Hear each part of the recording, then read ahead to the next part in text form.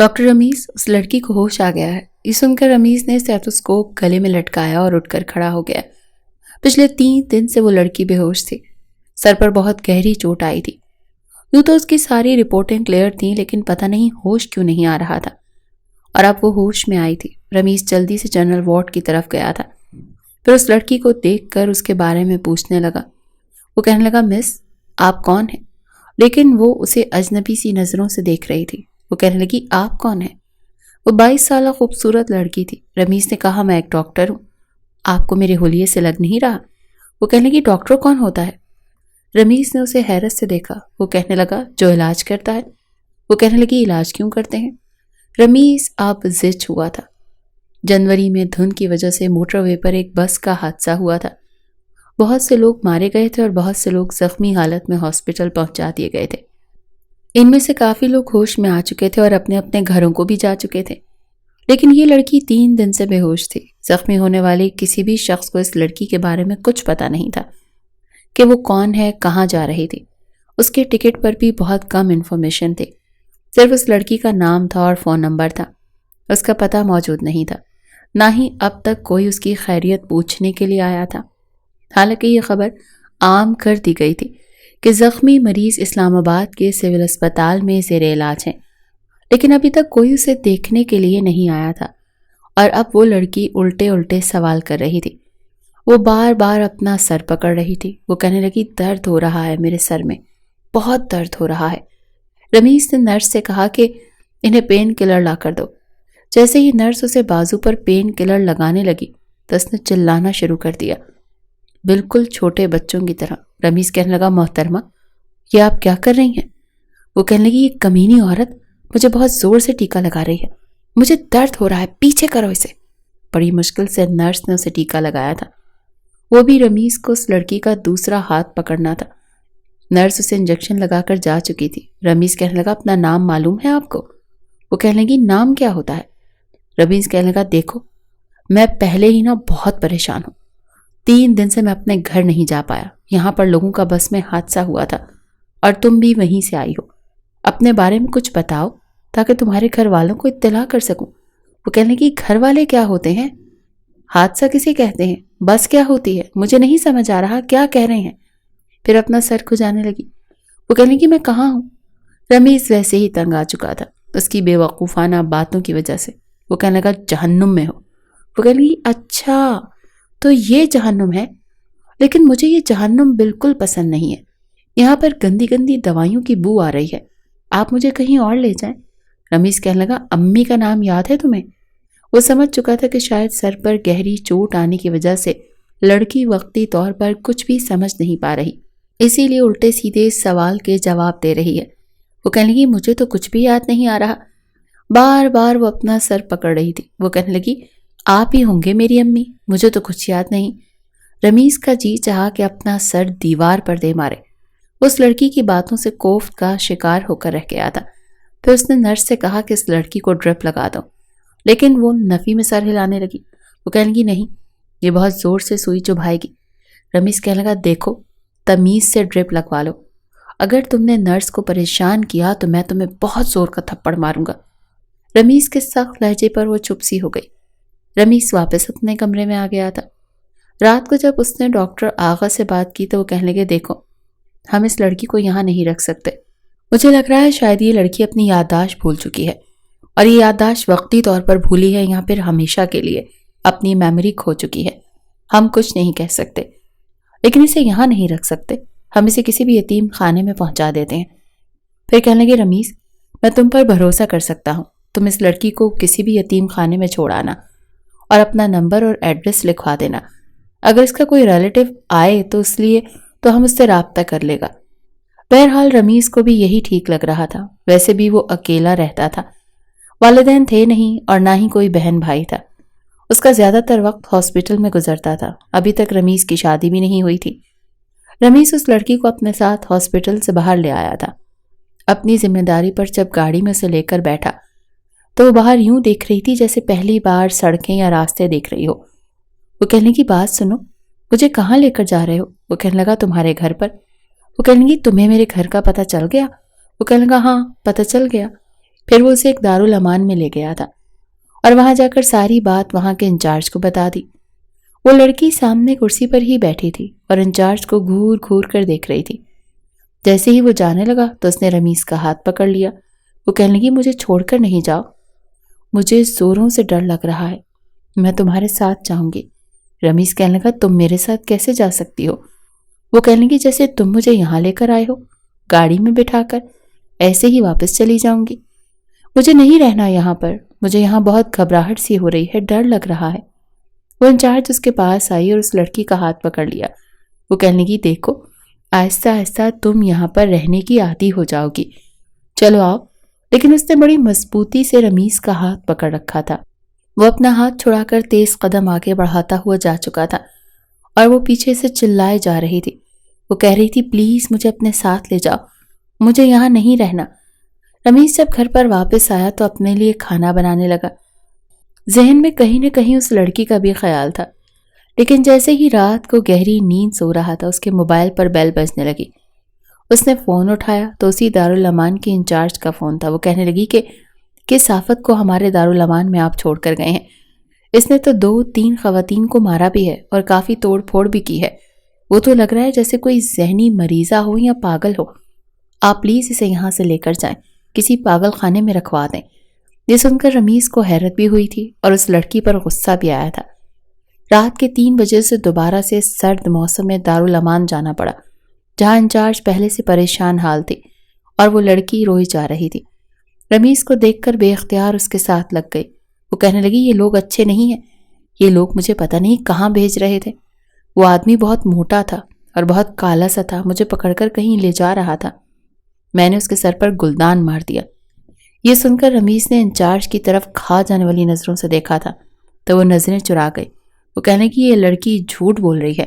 وہ چوکیدار تھا جو کہ اس کے پاگل پن میں سے سنبھالنے کی کوشش کر رہا تھا، لیکن وہ لڑکی رمیز کے ساتھ لگی روئے جا رہی تھی۔ وہ کہنے لگی یہ جھوٹ بول رہی ہے، میں سچ کہہ رہی ہوں، مجھے میری امی کی قسم پتہ نہیں ہے کس آدمی کے ساتھ مجھے بھیج رہی تھی۔ اس آدمی نے اسے بہت سارے لال رنگ کے نوٹ دیے تھے۔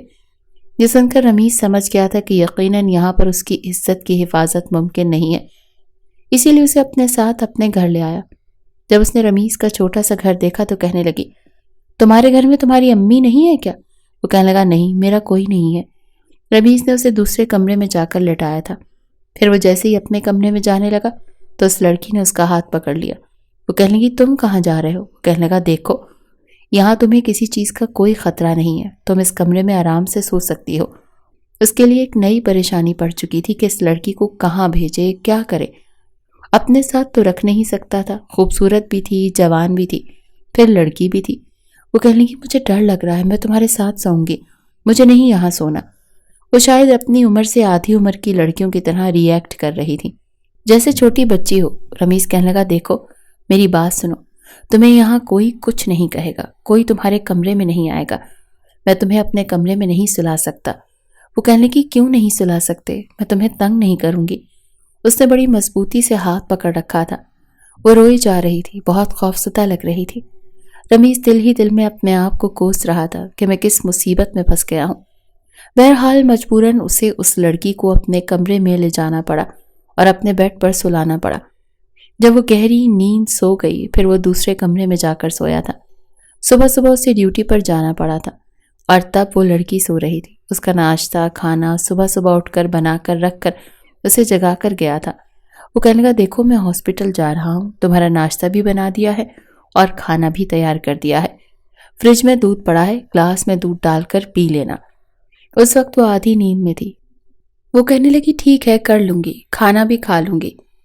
رمیز ہاسپٹل جانے سے پہلے اپنا گھر لاک کر کر گیا تھا، لیکن جب واپس آیا تو پورے گھر میں کوہرام مچی پڑی تھی۔ اب وہ لڑکی منہ بنائے صوفے پر بیٹھی تھی۔ پہلے گھر کے حلیے کو دیکھ کر رمیز کا جی چاہا اس لڑکی کا قتل کر دے۔ وہ کافی نفاست پسند تھا، ہر چیز کو طریقے سلیقے سے رکھتا تھا، لیکن اس نے سب کچھ تہس نہس کیا ہوا تھا، کوئی چیز جگہ پر موجود نہیں تھی۔ وہ کہنے لگا یہ کیا کیا ہے تم نے؟ تو وہ کہنے لگی تم بہت گندے ہو، میں نہیں کھاتی ٹینڈے، تم نے کیوں بنائے ہیں؟ مجھے پیزا کھانا ہے۔ رمیز کو پہلے ہی اس پر بہت غصہ تھا۔ جلدی جلدی میں وہ گھر میں موجود سبزی پکا کر گیا تھا۔ وہ کہنے لگا تمہارے باپ کا نوکر نہیں ہوں میں، اور نہ ہی لاکھوں کماتا ہوں کہ تمہاری فرمائشیں پوری کروں۔ لگتی کیا ہو تم میری؟ کیوں دوں میں تمہیں پیزے منگا منگا کر؟ یہ گھر کا کیا حشر کیا ہے؟ چلو کھڑی ہو جاؤ، صفائی کرو۔ اس نے بازو سے اس لڑکی کو پکڑا اور غصے سے کہا۔ رمیز کا غصے سے بھرا لہجہ سن کر وہ ڈری تھی۔ پھر رمیز نے خود کو نارمل کرنے کی کوشش کی اور اس لڑکی کا بازو بھی چھوڑ دیا۔ وہ کہنے لگا، چلو جلدی، پورا گھر مجھے صاف چاہیے، جیسا میں کر کے گیا تھا، ورنہ یاد رکھنا میں بہت زور کا تھپڑ ماروں گا۔ وہ لڑکی شاید تھپڑ کا سن کر اور بھی زیادہ ڈر گئی۔ چپ چاپ زمین پر گرے ہوئے کشن اٹھائے، صوفے پر صحیح کر کے رکھے، جو جو چیزیں اس نے بکھیری تھی اٹھا کر ٹھیک کر دی۔ پھر آنسو بہانے لگی اور کہنے لگی، میں ٹینڈے نہیں کھاؤں گی، میں نے صبح سے صرف ایک گلاس دودھ پیا ہے، مجھے بھوک لگ رہی ہے۔ رمیز نے گہری سانس لی اور پھر آرڈر کر کے پیزا منگایا۔ جیسے ہی پیزا آیا تو وہ بڑی خوش ہوئی، تالیاں مار کر ہنس رہی تھی۔ رمیز نے سارا پیزا اس کے سامنے رکھ دیا۔ وہ کہنے لگا، کھاؤ، ٹھونسو، لیکن یاد رکھنا میں روز تمہیں پیزے نہیں کھلاؤں گا۔ وہ بڑے مزے سے پیزا کھا رہی تھی، پھر اپنا آدھا کھایا ہوا پیزا رمیز کی طرف بڑھانے لگی۔ وہ کہنے لگی، کھاؤ، بہت مزے کا ہے۔ وہ کہنے لگا، مجھے نہیں کھانا، خود کھاؤ، پیچھے ہٹو، دور ہو کر بیٹھا کرو مجھ سے۔ وہ لڑکی بلا جھجک اس کے بے حد قریب آ جاتی تھی۔ جو بھی تھا، رمیز کے لیے یہ لمحہ سب سے زیادہ مشکل ہوتا تھا، جب وہ بے دھڑک اپنے بازو اس کے گلے میں ڈال دیتی تھی اور اس کے ساتھ لگ کر کہتی تھی، مجھے بہت ڈر لگ رہا ہے۔ رات کو وہ پھر اس کے کمرے میں موجود تھی کہ میں یہیں سوؤں گی۔ اگر وہ صوفے پر تکیہ رکھتا تو کہتی، نہیں، میرے پاس آ کر لیٹو، مجھے ڈر لگ رہا ہے۔ پھر محلے والوں نے بھی باتیں شروع کر دی تھی کہ پتہ نہیں کون اجنبی لڑکی ہے جس کو ڈاکٹر صاحب اپنے گھر میں رکھے ہوئے ہیں، یہ بھی نہیں بتاتے کہ اس کی کیا لگتی ہے۔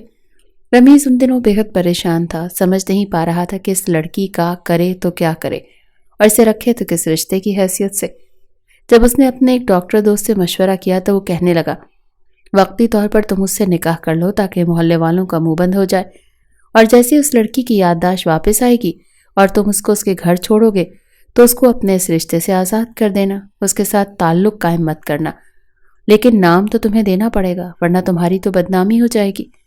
رمیز نے جب مولانا صاحب کو نکاح کے لیے بلایا اور اپنے چند دوستوں کو بلایا تو اس لڑکی کو بہت پیار سے سمجھایا تھا کہ بہت ساری چاکلیٹیں دی تھی، جسے دیکھ کر وہ بڑی خوش تھی۔ پھر پیزا کھلانے کا وعدہ کیا تھا اور یہ کہا تھا کہ جہاں مولانا صاحب کہیں وہاں انگوٹھا لگا دینا۔ وہ کہنے لگی، ٹھیک ہے، لیکن اب یہ سوچ رہا تھا کہ اس لڑکی کو اپنا صحیح نام تک تو یاد نہیں، کس نام سے نکاح کرے۔ وہ بار بار اسے کہہ چکا تھا کہ یاد کرو، تمہارا نام کیا ہے، لیکن وہ کاندھے اچکا کر کہتی کہ مجھے کیا پتا، تم جو مرضی نام رکھ دو۔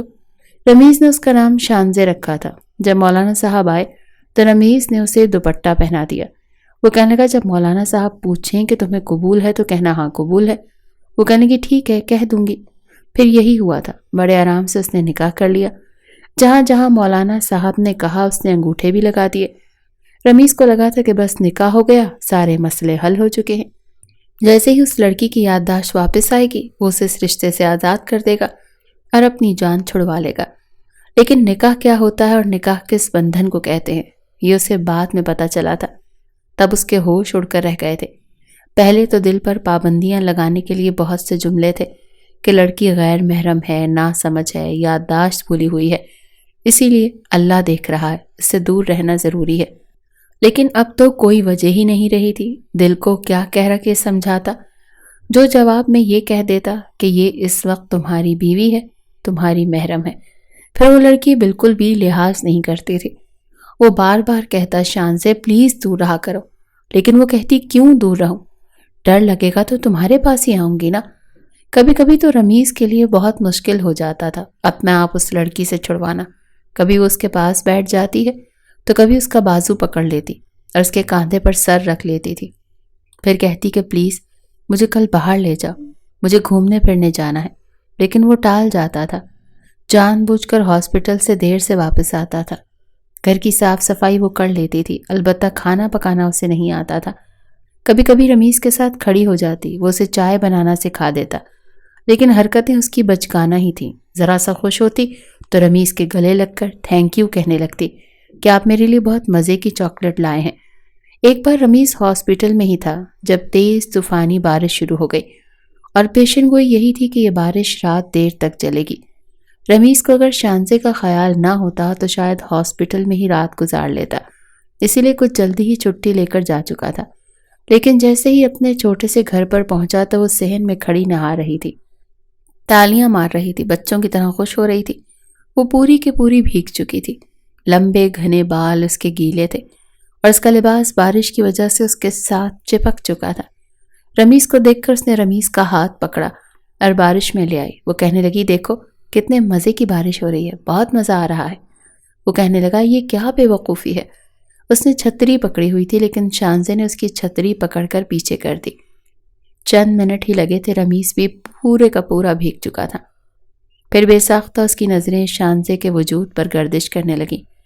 آج اس کا دل بے اختیار ہونے لگا تھا کیونکہ وہ اس کے بے حد قریب تھی، بار بار آسمان کی طرف اپنا چہرہ کر رہی تھی اور اس کے چہرے پر پڑنے والی بارش کے قطرے بہہ کر اس کے گلے سے بھی نیچے جا رہے تھے۔ اس کے ہونٹوں پر ٹھہرے پانی کے قطرے رمیز کو مزید پاگل بنا رہے تھے۔ وہ کبھی اس کے بالوں کو دیکھتا تو کبھی اس کے چہرے کو۔ دل چاہ رہا تھا ابھی اسے اپنی باہوں میں لے لے اور اپنے بھڑکتے ہوئے جذباتوں کو تسکین دے۔ آج تو اپنا آپ اس کے اختیار سے باہر تھا۔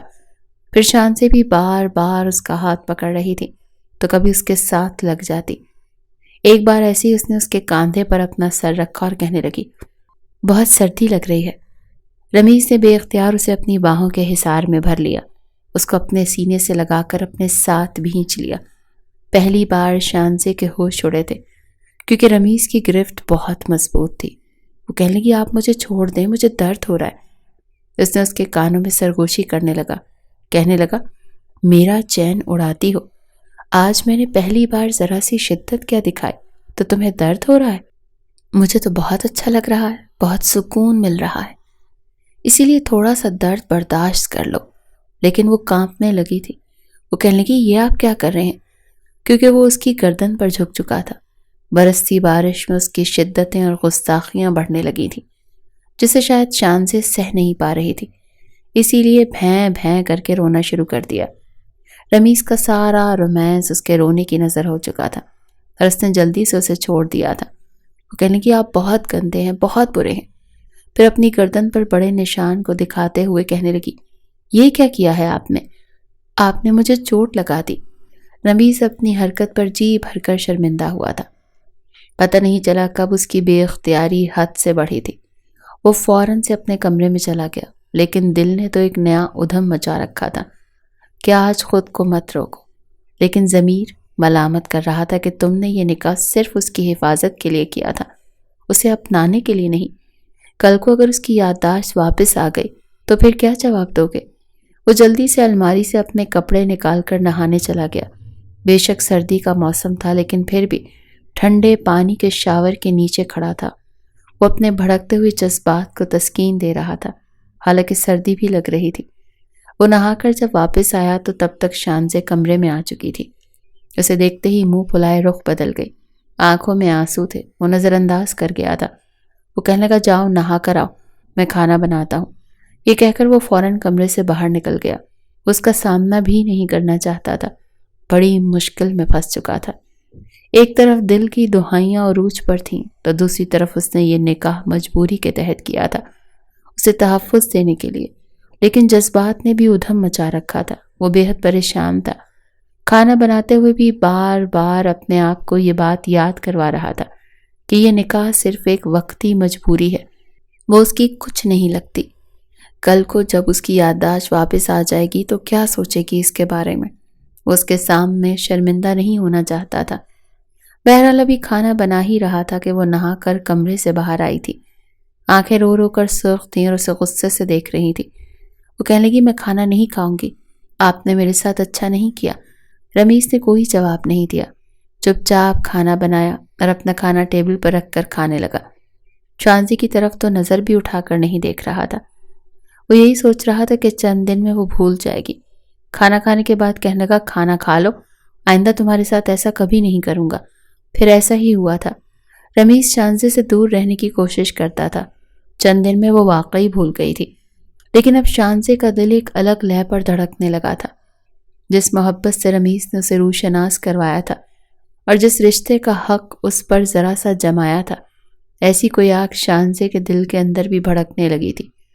جب بھی رمیز سو رہا ہوتا تو وہ کئی کئی گھنٹے اسے دیکھ کر مسکراتی رہتی تھی۔ اس کا دل چاہتا تھا کہ وہ اس کے قریب آئے، اس سے محبت کرے، لیکن رمیز اس سے دور دور رہنے لگا تھا۔ ایک دن وہ سو رہا تھا جب شانزے اس کے صوفے کے پاس آئی اور اسے اٹھانے لگی۔ وہ گہری نیند سے جاگا تھا۔ وہ کہنے لگا کیا ہوا ہے؟ تو وہ کہنے لگی ڈر لگ رہا ہے۔ رمیز کہنے لگا ایک تو میں تمہارے اس ڈر سے بڑا پریشان ہوں، تمہیں یہاں کوئی جن بھوت نظر آ رہا ہے کیا؟ کس چیز سے ڈر لگ رہا ہے؟ اب وہ کیا بتاتی کہ کون سی خواہش اس کا چین چرا رہی ہے۔ اپنی قربت کا جو مزہ وہ اسے چکھا چکا تھا، اس کی متمنی وہ ہونے لگی تھی۔ وہ کہنے لگی مجھے بہت ڈر لگ رہا ہے، آپ پلیز بیڈ پر آ کر سو جائیں۔ رمیز نے جب یہ سنا تو پریشان سا ہونے لگا۔ وہ جانتا تھا کہ دل پر کس طرح سے جبر کیا ہوا ہے۔ وہ کہنے لگا نہیں، میں بیڈ پر نہیں سوؤں گا، جاؤ جا کر سو جاؤ، مجھے پریشان مت کرو، یہاں کوئی جن بھوت نہیں ہے جو تمہیں کھا جائے گا۔ لیکن شانزے کو چین نہیں تھا۔ وہ کہنے لگی میں بھی یہیں صوفے پر بیٹھ جاؤں گی، مجھے ڈر لگ رہا ہے، میں نہیں سوؤں گی بیڈ پر اکیلے۔ گہری سانس لے کر اس نے بڑے غصے سے شانزے کو دیکھا۔ وہ اس وقت کھلے بالوں میں اس کا چین چرا رہی تھی۔ وہ یہی سوچ رہا تھا کہ یہ کٹھن امتحان کیسے دے گا، ایک بستر پر اس کے ساتھ سونا اور اس سے دور بھی رہنا۔ بہرحال وہ بیڈ پر لیٹ گیا، لیکن کروٹ دوسری جانب بدل لی تھی۔ وہ اسے دیکھنا نہیں چاہتا تھا۔ شانزے کو تو اب بھی چین نہیں آ رہا تھا۔ جب رمیز سو چکا تب وہ اس کے قریب آئی تھی اور اس کی کمر سے اپنا بازو حمائل کر کے اس کے بالکل ساتھ لگ کر آنکھیں بند کر لیں۔ کچھ ہی دیر میں وہ سو چکی تھی۔ رات کا نہ جانے کون سا پہر تھا جب رمیز کی آنکھ کھلی۔ اپنے ساتھ ایک دھڑکتے وجود کو محسوس کر کے اس کے ہوش اڑ گئے تھے۔ اپنے گرد شانزے کے بازوؤں کا گھیرا دیکھا تو جان نکلی تھی۔ اس نے آہستہ سے اس کا ہاتھ پیچھے کیا اور پھر جب کروٹ لے کر اس کے چہرے کی طرف دیکھا تو دل بے ایمانی پر اکسانے لگا۔ جتنا وہ اس لڑکی سے پیچھا چھڑوانا چاہتا تھا اتنا ہی وہ اس کا ہر روز ایک نیا امتحان لے رہی تھی۔ اس سے پہلے کہ وہ بیڈ سے اٹھنے کی کوشش کرتا، اس کے کاندھے پر سر رکھ کر اپنے ہاتھ سے اس کے سینے پر دھر گئی تھی اور بھی قریب ہو گئی تھی۔ اب تو رمیز بھی بے خود سا ہوا تھا، اس لیے خود کو روک نہیں پا رہا تھا۔ اسے اپنے ساتھ لگا چکا تھا، لیکن اس بار اس نے بڑی نرمی سے اس سے پیار کا آغاز کیا تھا۔ کچھ ہی دیر میں سوئی ہوئی شانزے کی آنکھ کھل گئی، لیکن تب تک رمیز اس پر اپنی محبت نچھاور کرنا شروع کر چکا تھا۔ اس بار تو شانزے نے بھی کوئی احتجاج نہیں دکھایا تھا۔ ایک فطری سا رشتہ تھا جو نہ چاہتے ہوئے بھی رمیز اس کے ساتھ نبھا رہا تھا۔ کب دونوں کے دل ایک ہی لہ پہ دھڑکنے لگے پتہ ہی نہیں چلا۔ صبح تک دونوں ایک ہو چکے تھے۔ اتفاق تھا کہ صبح اتوار کا دن تھا، ہاسپٹل کی چھٹی تھی۔ جب شانزے کی آنکھ کھلی تو اپنے آپ کو اس نے رمیز کی پناہوں میں پایا۔ اٹھنے کی کوشش کی تو لمبے گھنے بال رمیز کے نیچے تھے اور شرم بھی آ رہی تھی۔ سب کچھ بڑا عجیب لگ رہا تھا۔ جیسے ہی اس نے اپنا ہاتھ چھڑانا چاہا تو رمیز کی آنکھ کھل گئی تھی۔ شانزے کے چہرے پر شرم کے رنگ دیکھ کر دل پھر سے بے اختیار ہوا تھا۔ پھر سے وہ کمبل میں اسے چھپا چکا تھا، لیکن وہ شاید تھکنے لگی تھی۔ لیکن رمیز کا دل بھرنے کا نام نہیں لے رہا تھا۔ لیکن پھر اس کے حال پر رحم آ گیا تھا، اسی لیے اسے چھوڑ دیا تھا۔ اب تو جیسے ہر رات رت جگے تھے، دونوں ہی ایک دوسرے کی محبت میں مکمل طور پر ڈوب چکے تھے۔ 1 مہینہ گزر گیا۔ شانزی کی طبیعت آج کل ٹھیک نہیں تھی۔ کھانے کا ذائقہ بالکل اچھا نہیں لگ رہا تھا۔ کھانا کھاتے اس کا جی متلانے لگتا تھا۔ اس کی کیفیت دیکھ کر ہی رمیز سمجھ چکا تھا کہ ایک ننھا مہمان ان کے گھر آنے والا ہے۔ اب تو اور بھی زیادہ شانزے کا خیال رکھتا تھا، لیکن اس کی بچکانہ سی حرکتیں تھیں۔ 1 سے 2 بار اسے الٹی آتی تو رونے لگتی، کھانا پینا چھوڑ دیتی اور رمیز اسے اپنے ہاتھ سے کھلاتا تھا۔ اس کا بہت خیال رکھتا تھا۔ جیسے جیسے وقت گزرنے لگا اس کا وجود کچھ بڑھنے لگا تو پریشان ہونے لگی۔ پہلی بار اس نے اپنے وجود میں ایک نئے مہمان کی حرکت کو محسوس کیا تو بہت ڈر گئی تھی۔ رمیز کے لیے یہ لمحات بڑے مشکل تھے، کیونکہ جو کچھ اس کے ساتھ ہو رہا تھا بہت انوکھا تھا اور ساری وجہ اس کے دماغ کی تھی، ورنہ وہ 22 سالہ لڑکی تھی۔ کم عمر نہیں تھی، لیکن دماغ 10-12 سالہ بچی کا تھا، اور اس لحاظ سے یہ سب کچھ اس کے لیے ایک عذاب سے کم نہیں تھا۔ جیسے جیسے وقت گزر رہا تھا وہ اپنا آپ دیکھتی تو رونا دھونا مچانے لگتی۔ رمیز ان دنوں ہاسپٹل بہت کم ڈیوٹی دے رہا تھا، لیکن جب شانزے کو لیبر پین شروع ہوا تب تو اس نے وہ دہائی مچائی تھی کہ بس پھر فٹافٹ سے رمیز اسے ہاسپٹل لے گیا تھا، لیکن اس کے چیخنے اور چلانے کی آوازیں پورے لیبر روم میں گونج رہی تھیں۔ ڈاکٹر تک پریشان ہو چکی تھی، اس لیے انہیں مجبوراً اسے بے ہوش کر کے آپریشن کرنا پڑا۔ رمیز نے جب نرس کے ہاتھوں سے اپنے بیٹے کو پکڑا تو خوشی سے آنکھوں میں آنسو آ گئے تھے۔ اسے اپنے ماں باپ کی یاد بھی آنے لگی تھی، اگر وہ زندہ ہوتے تو کتنے خوش ہوتے۔ بہرحال سب سے پہلے رمیز نے لیڈی ڈاکٹر سے یہی پوچھا تھا کہ اس کی بیوی تو ٹھیک ہے نا؟ وہ کہنے کی جی ہاں، وہ بالکل ٹھیک ہے۔ جب وہ کمرے میں آیا تب تک شانزے کو ہوش آ چکا تھا۔ رمیز کی گود میں بچہ دیکھ کر کہنے لگی یہ کیا ہے؟ یہ کہاں سے آیا ہے؟ وہ کہنے لگا یہ ہمارا بچہ ہے، تمہارا اور میرا۔ شانزے ابھی بھی سمجھ نہیں پا رہی تھی، اس وقت وہ بے حد کمزوری محسوس کر رہی تھی۔ بچے کو ٹھیک سے دیکھا بھی نہیں تھا، 2-3 دن رمیز نے ہی اپنے بیٹے کو سنبھالا تھا، لیکن جب گھر واپس لے کر آیا تب رمیز کا اصل امتحان شروع ہوا، کیونکہ شانزے تو بچے کو پکڑتے ہوئے بھی ڈرتی تھی، گھبراتی تھی۔ وہ کہتی تھی یہ مجھ سے گر جائے گا، میں نہیں اسے پکڑ سکتی، میں اس کو کس طرح سے فیڈر پلاؤں۔ رات کو بھی رمیز کو ہی بچے کے ساتھ جاگنا پڑتا تھا۔ اب سمجھ میں آ رہا تھا کہ اس نے جذبات میں آ کر کیا کیا ہے۔ وہ ابھی تک اپنے آپ کو کم عمر سمجھتی تھی اور اسی طرح سے ری ایکٹ بھی کرتی تھی۔ بچہ روتا تھا تو کہتی تھی میری نیند خراب ہو رہی ہے، رمیز اسے باہر لے جاؤ، مجھے سونا ہے، میرے سر میں درد ہے۔ بڑی مشکل سے رمیز نے 2 مہینے کاٹے تھے۔ اسے سمجھاتا رہتا تھا کہ وہ چھوٹے بچے کو سنبھالنا سیکھے، اپنے ساتھ لگایا کرے، لیکن وہ پکڑتی تک نہیں تھی۔ 2 مہینے بعد رمیز نے ایک ملازمہ گھر پر رکھی تھی جو بچے کو سنبھالتی تھی۔ رات کو جب رمیز آتا تو کھانا بھی وہ ملازمہ بنا چکی ہوتی تھی۔ اس کے آتے ہی وہ چلی گئی۔ بس ٹیبل پر کھانا شانزے نے لگایا تھا۔ کھانا کھانے کے بعد کچھ دیر رمیز نے اپنے بیٹے مصطفیٰ کو وقت دیا، اس کے ساتھ باتیں کرتا رہا۔ مصطفیٰ ماں سے زیادہ باپ کا عادی ہو چکا تھا، کیونکہ ماں نے تو اسے کبھی سینے سے نہیں لگایا تھا، نہ پکڑتی تھی نہ پیار کرتی تھی، بلکہ ابھی بھی رمیز سے کہتی تھی کہ چاکلیٹ کیوں نہیں لائے، مجھے پیزا کھانا ہے۔ بہرحال وہ چپ چاپ اس کی فرمائشیں پوری کر دیتا تھا، لیکن اسے کہتا تھا کہ وہ بچے کو بھی توجہ دیا کرے، لیکن اسے تو جیسے بچے سے کوئی دلچسپی ہی نہیں تھی۔ کافی کھلونے اس نے مصطفیٰ کے لیے خریدے تھے، لیکن کھیلتی شانزے تھی۔ اس بار وہ شانزے کو شاپنگ پر لے گیا، جہاں شاپنگ کرنے کے دوران شانزے کی نظر ایک نوجوان پر پڑی۔ وہ اسے دیکھے جا رہی تھی، لیکن اس نوجوان نے ابھی تک شانزے کی طرف نہیں دیکھا تھا۔ وہ اپنی شاپنگ میں مصروف تھا۔ جب شانزے اپنی دکان سے نکل کر اس دکان پر آ گئی جہاں وہ نوجوان تھا، کیونکہ اس نے اپنی دکان پر لگے شیشے ہی سے دوسری جانب دیکھا تھا۔ رمیز اس بات سے بے خبر تھا، وہ اپنے بچے کے کپڑے خرید رہا تھا، اسے نہیں پتا تھا کہ شانزے وہاں سے جا چکی ہے۔ 15-20 منٹ بعد جب اس نے پلٹ کر دیکھا تو شانزے غائب تھی۔ وہ باہر آ کر شانزے پکارنے لگا، لیکن وہ کہیں نہیں تھی۔ وہ سمجھ نہیں پا رہا تھا کہ وہ گئی تو گئی کہاں۔ بچے کو گود میں لیے وہ پورے مال میں شانزے کو ڈھونڈ چکا تھا، لیکن وہ کہیں نہیں تھی۔ رمیز کے تو جیسے ہوش اڑ گئے تھے۔ بچہ گود میں پکڑے وہ دیوانوں کی طرح سے شانزے کو ڈھونڈ رہا تھا۔ دوپہر سے شام ہو چکی تھی اور شام سے رات۔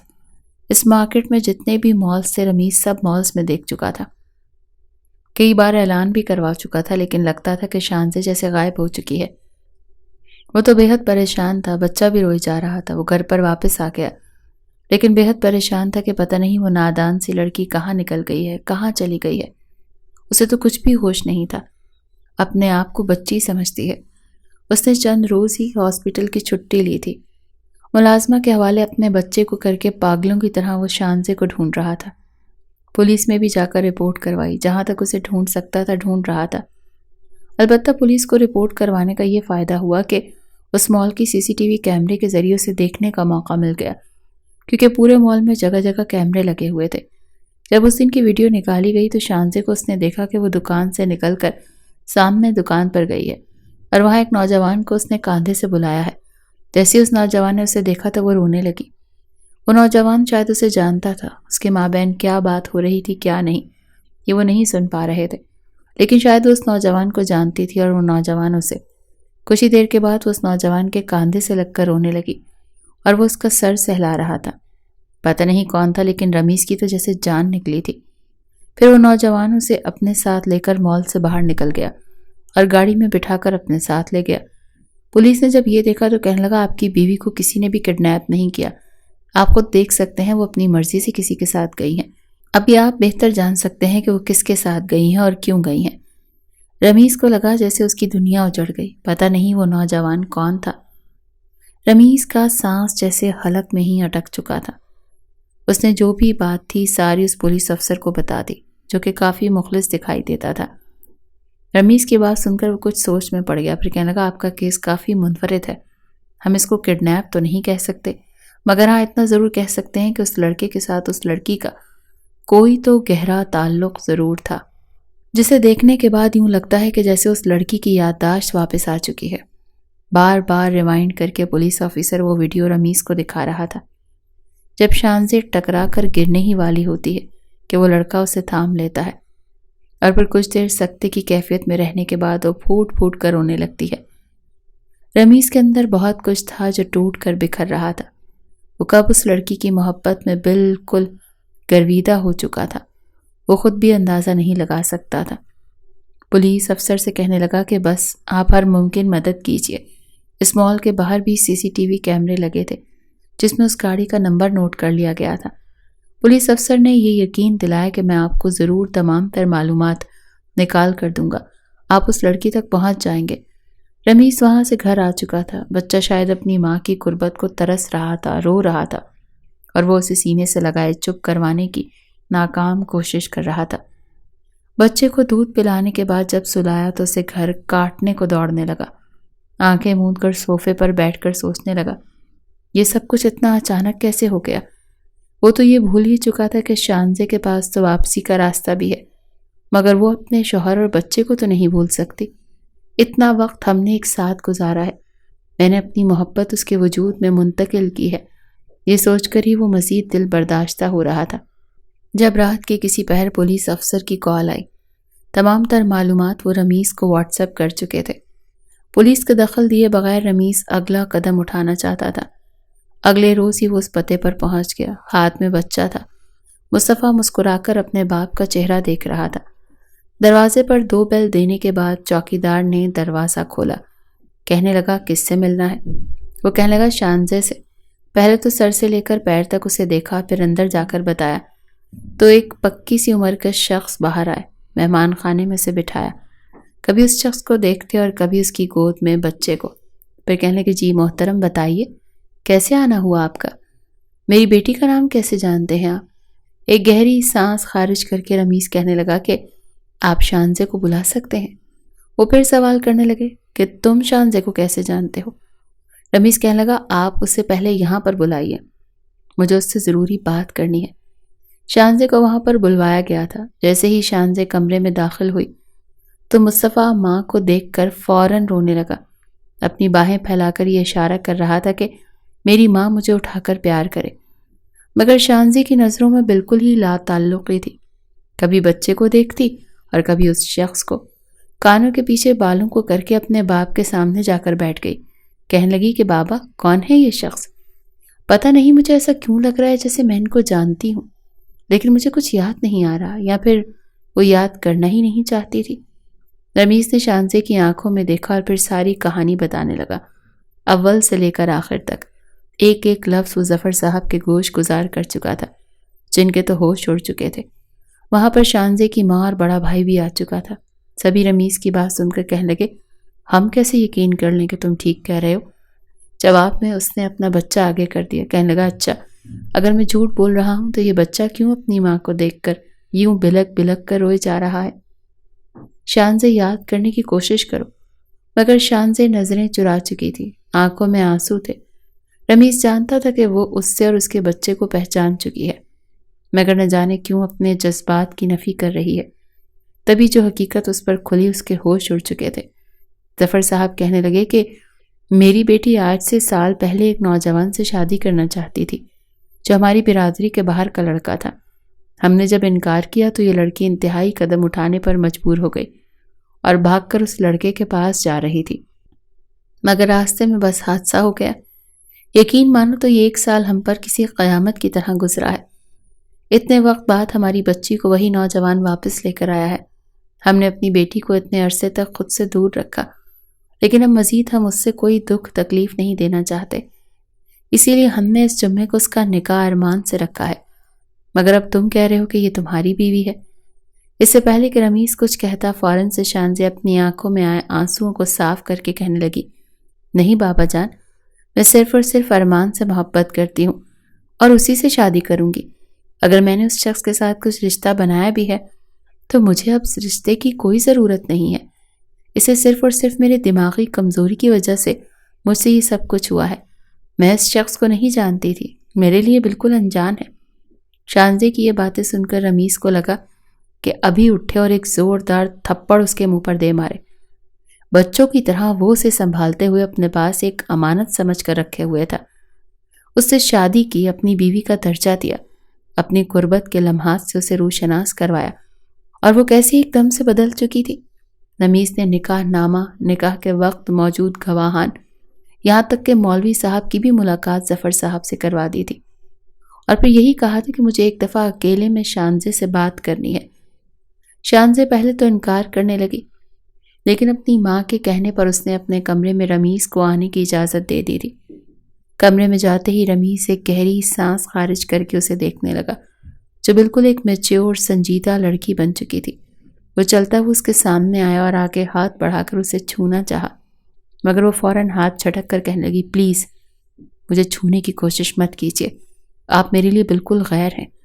اس سے پہلے کہ وہ مزید کچھ کہتی، اگلے ہی پل اس کی کمر میں ہاتھ ڈال کر وہ اسے کھینچ کر اپنے وجود سے جوڑ چکا تھا۔ اس کی گردن پر ہاتھ رکھ کر اپنی گرفت سخت کر گیا، آنکھوں میں آنکھیں ڈال کر کہنے لگا کہ اچھا، تمہیں لگتا ہے کہ میں انجان ہوں تمہارے لیے، شوہر ہوں تمہارا؟ کیا بھول گئی وہ وقت تمہیں، وہ راتیں جب ساری ساری رات جاگ کر میرے ساتھ گزار دیا کرتی تھی؟ تمہارے وجود کے ایک ایک حصے پر میں نے اپنی محبت کی مہر ثبت کر چکا ہوں۔ سمجھی تم بھول گئی وہ لمحات، یا یاد کراؤں؟ اس پل شانزیہ کی پلکیں لرز چکی تھی، وہ گھبرا گئی۔ مال میں جس وقت وہ اپنے عاشق سے ٹکرائی تھی تو ایک دم سے اسے ایک جھٹکا سا لگا تھا، اسے سب کچھ یاد آ چکا تھا، مگر جس پل اسے سب کچھ یاد آیا، ارمان کی محبت بھی پھر سے دل میں جاگی، تو وہیں ایک عرصے سے جو اس نے رمیز کے ساتھ گزارا تھا وہ اسے بھول چکی تھی۔ اسے رمیز کے ساتھ گزرا ہوا ایک ایک لمحہ یاد تھا، یہاں تک کہ اپنا بچہ بھی، لیکن دل میں یہ کسک رہ چکی تھی۔ کتنی پریشانی، کتنی تکلیف اس نے ارمان کی خاطر اٹھائی تھی۔ اب اگر گھر والے ارمان کے ساتھ اس کی شادی کو لے کر مان رہے ہیں تو وہ ارمان کے ساتھ ہی اپنی زندگی گزارے گی۔ ارمان آج بھی اس سے اتنی محبت کرتا ہے، وہ اس قدر مطلبی ہو چکی تھی کہ اپنے بچے کو سوچ کر بھی اس کے دل میں رحم نہیں آیا تھا۔ خود کو چھڑوا کر کہنے لگی، مجھے کچھ بھی نہیں جاننا، بہتر ہے کہ آپ مجھے طلاق دے دیں، میں آپ کے ساتھ رہنا نہیں چاہتی۔ رمیز اسے سمجھانے کی بہت کوشش کر رہا تھا، یہاں تک کہ بچہ بھی اس کی گود میں ڈال دیا، مگر اس نے تو پیار سے بچے کو چھوا تک نہیں تھا۔ ایک آخری بار التجائی انداز میں رمیز نے دونوں ہاتھ ظفر صاحب کے سامنے جوڑ دیے۔ رمیز کی آنکھوں میں آنسو تھے۔ ظفر صاحب بھی یہی چاہتے تھے کہ جس شخص نے ان کی بیٹی کو بالکل پھول کی طرح سنبھال کر رکھا، اگر چاہتا تو بغیر نکاح کے بھی وقت گزار کے بیٹی کو نقصان پہنچا سکتا تھا، لیکن اس نے ایسا کچھ نہیں کیا۔ یہی شخص ان کی بیٹی کے لیے بالکل پرفیکٹ تھا، مگر بیٹی کی ضد کے آگے وہ خاموش تھے۔ کہنے لگے، دیکھو بیٹا، ہم پہلے بھی اپنی بچی کو کھو چکے ہیں، اب دوبارہ نہیں کھونا چاہتے، اسی لیے جو ہماری بیٹی کہے گی ہم وہی کریں گے۔ اگر وہ سچ میں تمہارے ساتھ رہنا چاہتی ہے تو اسے کوئی نہیں روکے گا، لیکن ہاں، اگر وہ تمہارے علاوہ کسی اور کو ہمسفر بننا چاہتی ہے تو یہ فیصلہ اسی کا ہے، ہم سب اس کے پابند ہیں۔ رمیز اپنے بچے کو لے کر گھر آ چکا تھا۔ پچھلے 15 روز سے وہ ہاسپٹل نہیں گیا تھا، چھٹیوں پر چھٹیاں کرتے ہوئے ہر ایک چیز اس کا دل اچاٹ ہو رہا تھا۔ آج تک کسی نے بھی رمیز کو اس قدر ٹوٹا ہوا نہیں دیکھا تھا کہ وہ اپنے دوست کے سینے سے لگ کر بالکل بچوں کی طرح رونے لگا۔ اس کے دوست نے ہی اس کی ہمت بندھائی تھی اور کہا تھا کہ خود کو ٹوٹنے مت دو، بہادر بنو، وہ تمہاری بیوی ہے، اپنا حق جتاؤ تم۔ اگر اسے زبردستی یہاں پر لے کر بھی آؤ گے تو کسی کے باپ میں بھی جرأت نہیں ہے کہ تمہیں روک سکے۔ اپنے دوست کی بات سن کر وہ کچھ نہ کچھ سمجھ ہی چکا تھا۔ وہ تو دل میں سوچ چکا تھا کہ شانزیہ کو کسی اور کا ہونے نہیں دے گا، وہ اسی کی بیوی ہے، مر جائے گا لیکن اسے طلاق نہیں دے گا، چاہے زبردستی ہی کرنی پڑے، جو بھی کرنا پڑے وہ کرے گا۔ اسی شام وہ ایک بار پھر اپنے سسرال گیا تھا، جہاں پر جو منظر اس نے دیکھا ایک پل کو وہ ٹھٹکا کہ سامنے شانزیہ ارمان کے ساتھ اس کی گاڑی میں بیٹھی تھی۔ دونوں کہیں سے واپس آ رہے تھے۔ ارمان نے شانزے کا ہاتھ پکڑ رکھا تھا اور اپنے لب اس نے شانزے کے ہاتھ پر رکھے ہوئے تھے۔ شانزے مسکرا رہی تھی۔ رمیز کے تو تن من میں آگ لگ گئی تھی۔ فوراً گاڑی سے اترا اور اگلے ہی پل ارمان کو گاڑی سے نکال کر ایک تھپڑ اس کے منہ پر مار دیا۔ کہنے لگا کہ تیری ہمت کیسے ہوئی میری بیوی کا ہاتھ پکڑنے کی؟ میں تو اس ہوا کے بھی خلاف ہوں جو اس کے قریب سے گزرے۔ ایک مکہ مار کر وہ ارمان کے ہونٹ زخمی کر چکا تھا، جبکہ شانزے نے جب ارمان کو مار کھاتے دیکھا تو آگے بڑھ کر اس نے رمیز کو دھکا دے دیا تھا کہ دور رہو اس سے، ہوتے کون ہو تم اس پر ہاتھ ہلانے والے، گھٹیا انسان۔ مگر رمیز کو تو شانزے پر بھی غصہ آ چکا تھا۔ سارا لحاظ بالائے طاق رکھ اس نے شانزے کو بازو سے پکڑا اور گھسیٹ کر اپنی گاڑی میں پٹخا۔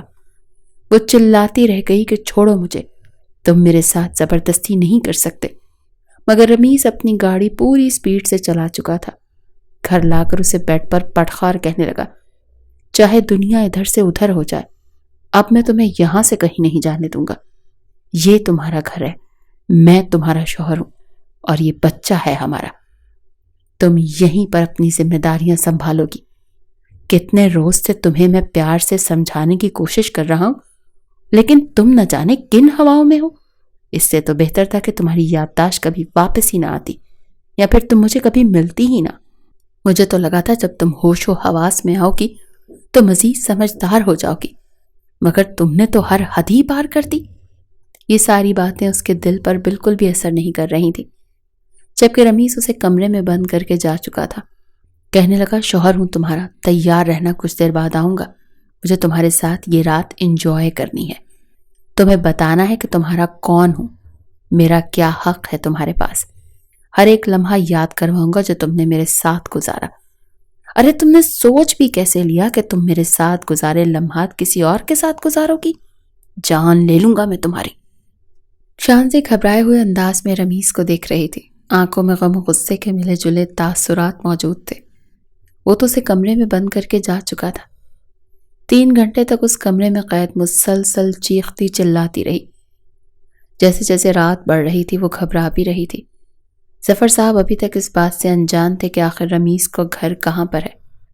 تشویش میں تو وہ بھی مبتلا تھے، بار بار رمیز کے نمبر پر کال کر رہے تھے، لیکن اس کا یہ کہنا تھا کہ جب تک میں اسے سمجھا نہیں لیتا تب تک میں اسے واپس نہیں آنے دوں گا۔ اس کے بعد وہ فون بند کر چکا تھا۔ رات گہری ہو چکی تھی۔ مصطفیٰ کو دوسرے کمرے میں سلانے کے بعد اس پر کمبل ٹھیک کیا اور پھر چلتا ہوا اس کمرے میں آیا۔ جیسے ہی دروازہ کھول کر اندر قدم رکھا تو کمرہ ایک دم بالکل خالی تھا۔ عین اسی وقت ایک گلدان اس کے سر پر، اس سے پہلے کہ لگتا وہ پہلے ہی بھانپ گیا۔ رمیز نے اپنا ہاتھ پس پشت کر کے اسے بازو سے پکڑ کر گھسیٹنے کے انداز میں اپنے سامنے کیا۔ گھبرائی ہوئی شانزے کے ہاتھ سے گلدان زمیں بوس ہو گیا تھا۔ دروازہ لاک کرنے کے بعد اسے اپنے سامنے کیا تو وہ چلانے لگی۔ رمیز نے اس کے لبوں پر ہاتھ رکھ دیا، کہنے لگا، چلا کیوں رہی ہو؟ مصطفیٰ سو رہا ہے، اگر جاگ گیا تو ساری رات تمہیں ہی تنگ کرے گا۔ دیکھو، میں پہلی اور آخری بار تمہیں پیار سے کہہ رہا ہوں کہ اپنے دماغ کو حاضر ناظر جان کر سوچو۔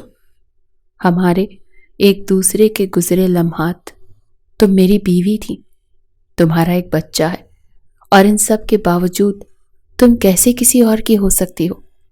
مانتا ہوں محبت ہوتی ہے انسان کے لیے، بھلانا بھی مشکل ہوتا ہے، مگر تم کوشش تو کرو۔ میں تمہارے ساتھ مزید سختی نہیں کر سکتا، میں نے تمہیں پھولوں کی طرح رکھا ہے۔ مگر شان سے اپنے بازو چھڑوا کر کہنے لگی کہ مجھے ارمان سے شادی کرنی ہے۔ ارمان مجھ سے سچی محبت کرتا ہے۔ ارمان یہ جانتے ہوئے بھی کہ میری شادی ہو چکی ہے، میرا ایک بچہ ہے، پھر بھی وہ مجھ سے شادی کرنا چاہتا ہے۔ بھلا میں اتنے اچھے شخص کو کیوں چھوڑوں گی؟ رمیز نے محبت سے لبریز لہجے میں اپنی انگلی کا پوٹا اس کے گال پر سہلانا شروع کر دیا تھا۔ ایک بار پھر اسے دیکھ کر مدہوش ہو رہا تھا، یا پھر اسے بھی کرنا چاہتا تھا۔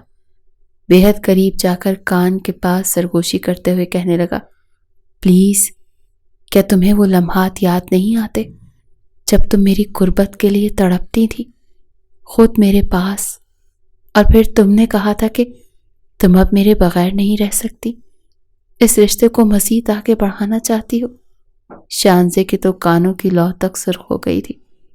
جس قدر محبت سے رمیز نے اسے سب کچھ کہا تھا، وہ اتنی ہی بے رخی سے اسے خود سے دور کر کے کہنے لگی، مجھے کچھ بھی یاد نہیں ہے، نہ ہی میں یہ یاد کرنا چاہتی ہوں۔ وہ نکاح میں ایک گناہ سمجھتی ہوں جو میرا فائدہ اٹھا کر کیا گیا۔ پھر رمیز کے دل پر یہ الفاظ گہری چوٹ کی طرح ثابت ہوئے۔ ایک نظر اس نے خود سے شانزے کو دیکھا اور پھر کہنے لگا، اچھا ٹھیک ہے، جاؤ، ارمان کے پاس جانا چاہتی ہو نا، کھلی اجازت ہے، سب تک تمہیں طلاق کے پیپرز پہنچ جائیں گے۔ اگر وہ چاہتا تو ابھی بھی طلاق دے کر بات ختم کر سکتا تھا، لیکن اس میں اتنی ہمت ہی نہیں تھی۔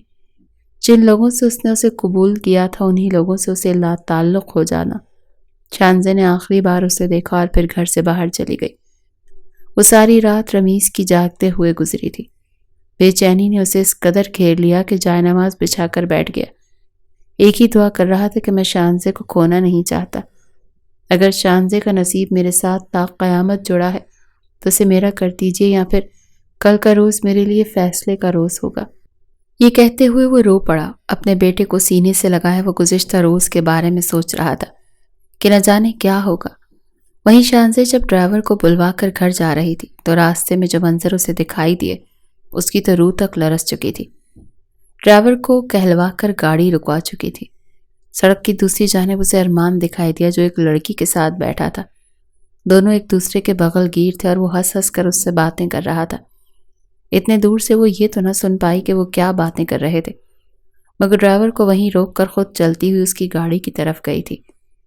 ارمان ہنس ہنس کر کہہ رہا تھا، ارے وہ تو میرے لیے سونے کی چڑیا ہے، دیکھنا کیسے اسے ایموشنلی بلیک میل کر کے میں لاکھوں روپے نکلوایا کروں گا، اس کے باپ کے بینک بیلنس کو خالی کرواؤں گا، اور تم اور میں خوب عیاشی اور پارٹیاں کریں گے۔ شانزے اپنی آنکھوں سے ارمان کا اصل چہرہ دیکھ کر غم و غصے کے ملے جلے تاثرات سے آگے بڑھی تھی۔ فرنٹ سیٹ کا دروازہ کھول کر اس لڑکی کو باہر نکالا تھا جس نے بے باک سے کپڑے پہن رکھے تھے۔ ایک زوردار تھپڑ اس کے منہ پر مار دیا۔ اسے گردن سے دبوچ کر کہنے لگی، کون ہو تم اور کیا کر رہی ہو ارمان کے ساتھ؟ مگر ارمان نے دوسری طرف سے آ کر اسے بازو سے کھینچ کر ایک تھپڑ مارا تھا۔ کہنے لگا، او ہیلو، تمہاری ہمت کیسے ہوئی فضا کو تھپڑ مارنے کی؟ وہیں ایک زوردار تھپڑ فضا نے بھی شانزے کو دے مارا تھا۔ کہنے لگی، اپنی اوقات میں رہو، ہوتی کون ہو مجھے ہاتھ لگانے والی؟ یہ تھپڑ وہ تھپڑ تھا جسے کھانے کے بعد اسے اپنی اصل قدر آئی تھی۔ ایک طرف اس کا شوہر تھا جو اس سے اتنی محبت کر رہا تھا، اس کا بچہ، اور وہ اپنے ہنستے بستے گھر کو چھوڑ کر یہاں پر اپنی زندگی برباد کر رہی تھی۔ ڈرائیور نے آگے بڑھ کر شانزے کو گاڑی میں بٹھایا تھا۔ ارمان کا اصل چہرہ اس کے سامنے آ چکا تھا۔ بعد میں ارمان گاڑی کی طرف بھاگ کر آیا، مگر بجائے اپنے گھر جانے کے وہ سیدھا رمیز کے گھر کی طرف گئی تھی۔ صبح کے 3 بج رہے تھے جب رمیز نے دروازے پر دستک دیکھی تو حیران رہ گیا۔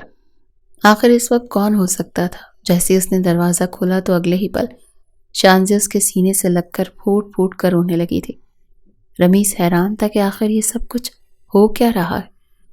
روتے ہوئے وہ کہہ رہی تھی کہ پلیز رمیز، مجھے معاف کر دے، میں نے آپ کے ساتھ بہت غلط کیا، اپنے بچے کے ساتھ کیا، جس کی خاطر میں آپ کو چھوڑ رہی تھی اس نے مجھے دھوکہ دے دیا۔ خدا کا شکر ہے کہ میرے سامنے حقیقت آ گئی، ورنہ میں اپنے ہاتھوں سے اپنی زندگی، اپنا گھر تباہ کر دیتی۔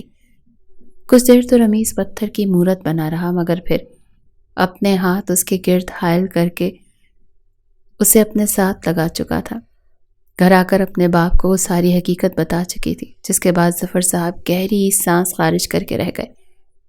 جیسے بھی تھا ہو چکا تھا، مگر ظفر صاحب نے دھوم دھام سے اپنی بیٹی کو اپنے گھر سے رخصت کرنے کی رسم ضرور ادا کی تھی، جس میں پورے خاندان والوں کو بلوایا تھا۔ آج وہ دلہن بنی بے حد خوبصورت لگ رہی تھی۔ مصطفیٰ جھولی میں سو رہا تھا۔ جب رمیز کمرے میں آیا، اسے آج شانزے مکمل طور پر اپنی سی لگ رہی تھی۔ آتے ہی اس نے اسے باہوں میں بھر لیا۔ کتنی ہی دیر محبت بھری باتیں کرتا رہا۔ ایک بار پھر شانزے نے اس سے معافی ضرور مانگی تھی، مگر وہ اس کی ایک خطا اور بچپنا سمجھ کر اسے معاف کر چکا تھا۔ اس کے کان کے قریب سرگوشی کر کے کہنے لگا، جتنا تم نے مجھے اس 1 مہینے میں تڑپایا ہے نا، آج رات تمہاری جان بخشنی نہیں ہے، میں ایک لمحے کے لیے بھی تمہیں سونے نہیں دوں گا۔ وہ کھلکھلا کر ہنستے ہوئے کہنے لگی کہ آج رات تو کیا، آج کے بعد ساری راتیں ہی آپ کے نام ہیں۔ رمیز نے سرشاری سے لبریز انداز میں اسے اپنے قریب کر لیا تھا، اور اس کے بعد محبت کے دیپ دونوں جانب بھڑکنا شروع ہو چکے تھے۔ وہ رات ان کی زندگی کی حسین راتوں میں سے ایک شمار ہو چکی تھی۔